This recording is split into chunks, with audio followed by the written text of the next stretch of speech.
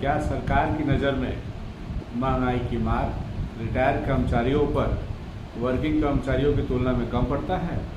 क्योंकि बाज़ार में चीज़ों की कीमतें वर्किंग कर्मचारी हो या रिटायर्ड कर्मचारी हो, दोनों के लिए एक ही समान बढ़ती है। हाल ही में सुप्रीम कोर्ट में इससे रिलेटेड एक केस आया था। आज के वीडियो में हम उसी केस के बारे में डिस्कस करेंगे, उसके बारे में समझेंगे। मामला कुछ ऐसा था कि केरल राज्य सड़क परिवहन निगम के रिटायर्ड कर्मचारियों ने केरल हाईकोर्ट के सिंगल जज के समक्ष रिट पिटीशन फाइल किया था, जिसमें पेंशन पर महंगाई राहत बढ़ाने के लिए तय की गई दर, सैलरी पर महंगाई भत्ता बढ़ाने की तय की गई दर की तुलना में कम होने का सवाल उठाया गया था।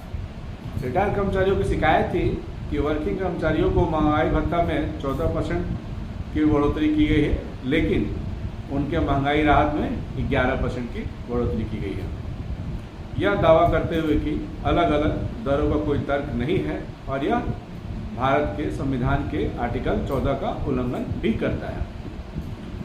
ऑनरेबल सिंगल जज ने रिटायर्ड कर्मचारियों द्वारा फाइल रिट याचिकाओं को यह कहते हुए खारिज कर दिया कि वर्किंग कर्मचारी और रिटायर्ड कर्मचारी एक ही वर्ग में नहीं आते और इसलिए बढ़ोतरी की अलग अलग दरें जो है स्वीकार है। जिसके बाद रिटायर्ड कर्मचारियों ने ऑनरेबल सिंगल जज के आदेश से व्यथित होकर उस आदेश के खिलाफ हाई कोर्ट के डिवीजन बेंच के समक्ष इंट्रा कोर्ट अपील फाइल किया।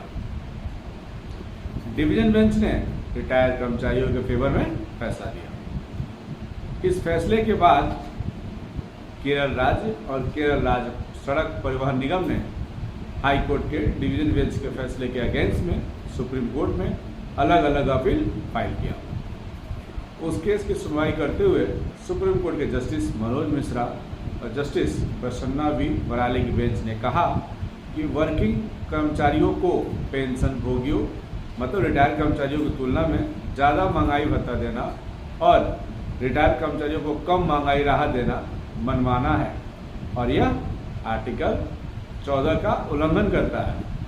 कोर्ट ने कहा कि एक बार जब पेंशन मिलनी शुरू हो जाती है और महंगाई के आधार पर उस पर राहत मिलना भी तय हो जाता है, तो महंगाई राहत की दर महंगाई भत्ता की दर से कम रखना, जबकि दोनों ही महंगाई से जुड़े हैं और दोनों का मकसद एक ही है, भेदभावपूर्ण और मनमाना ही माना जाएगा।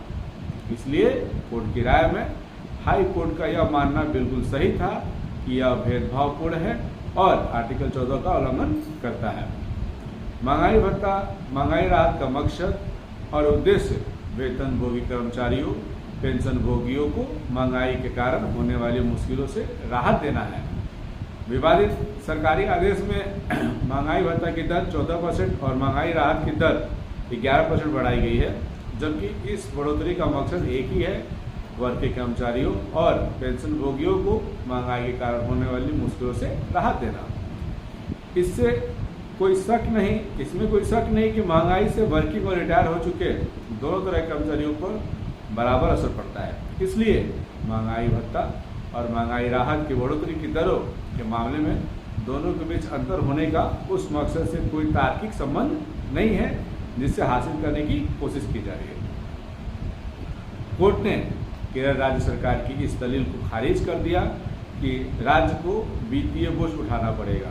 राज्य सरकार ने इस आधार पर कि सेवारत मतलब वर्किंग और रिटायर हो चुके कर्मचारियों के अलग अलग दरों को सही ठहराने की कोशिश की थी। इस तर्क से असहमति जताते हुए कोर्ट ने यह टिप्पणी की कि इसमें कोई संदेह नहीं है कि वित्तीय संकट कुछ लाभों के वितरण को टालने का एक मार्गदर्शक कारक हो सकता है या लाभकारी योजनाओं को लागू करने के लिए अलग अलग तारीखें तय करने को उचित ठहरा सकता है। लेकिन एक बार जब कुछ भत्ते देने का और साथ ही इन्फ्लेशन के आधार पर उनमें वृद्धि करने का निर्णय ले लिया गया है, तो वर्किंग कर्मचारियों के लिए वृद्धि की दर सेवानिवृत्त रिटायर्ड कर्मचारियों की तुलना में अधिक तय करना मनमाना और संविधान के आर्टिकल 14 का उल्लंघन होगा।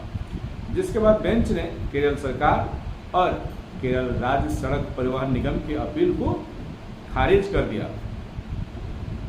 सुप्रीम कोर्ट का यह फैसला पेंशन पाने वाले सभी रिटायर्ड कर्मचारियों के काम में आएगा।